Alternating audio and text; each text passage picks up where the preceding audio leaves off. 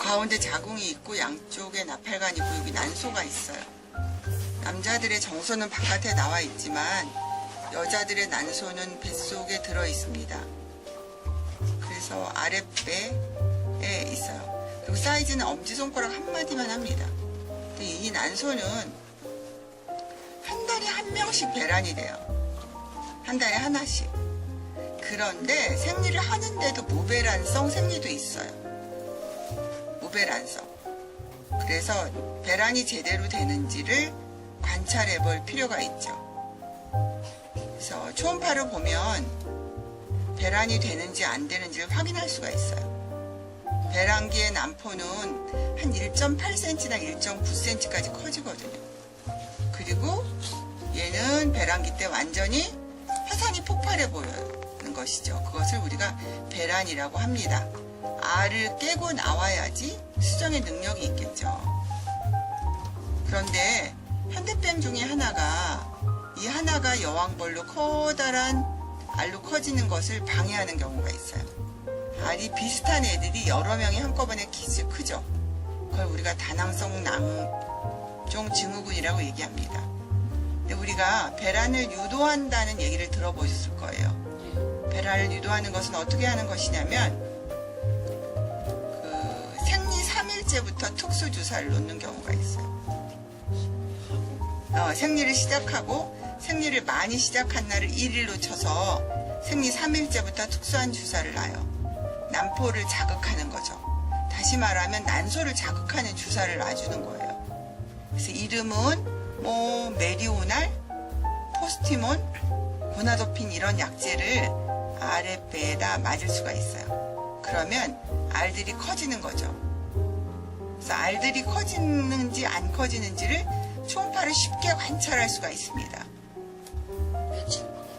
그러니까 보통 3일째부터 주사를 맞기 시작하면 생리 주기가 30일인 사람이나 이런 사람들은 2주쯤 있다가, 그러니까 생리 시작하고 한 2주 있다가 배란기가 되는 것이에요. 그래서 그때쯤 알들이 이렇게 여러 개 커지는 것을 만들어주는 거예요, 인위적으로.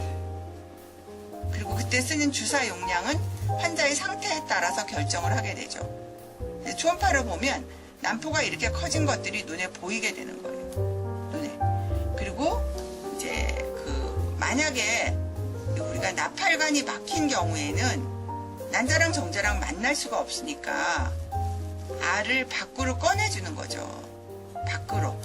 그래서 이 바늘이 여기에 있는 난자를 밖으로 꺼내주는 것입니다. 그래서 바깥에서 아기를 만들어서 다시 자궁 내에 넣어주는 것을 체외수정이라고 하는 거죠. 자, 인공수정의 정의는 우리가 성교를 하면 질 안으로 남자의 음경이 이렇게 들어갑니다. 이런 과정이 없이 의사가 정자를 인위적으로 자궁 안에 넣어주는 것을 인공수정이라고 말하는 것이죠. 그런데 인공수정이나 체외수정 없이 그냥 난포만 키워주는 것도 불임의 치료에 도움이 될 수가 있어요. 그냥 배란이 제대로 이렇게 안 되는 경우가 있거든요. 이제 국가적으로 혼인신고만 돼 있으면 인공수정 비용을 나라에서 줍니다. 그러니까 우리한테 돈을 다 지불하고 영수증을 가지고 가서 보건소에서 다 자기가 돈을 받을 수가 있어요. 그리고 체외수정은 또 혼인신고만 돼 있고 승낙을 받으면 우리가 이제 보건소에서 직접 병원이 돈을 타게 되는 거죠. 그래서 알을 키워서 바깥에서 아기를 만들어서 자궁 안에 넣어주는 것을 체외수정이라고 하고, 그리고 정자만 안에 넣어주는 것을 인공수정이라고 하고, 그냥 난포만 좀 더 키우는 것은 과배란 유도로서 배란을 조금 더 촉진시켜주는 치료를 받으면 임신에 도움이 되는 거죠.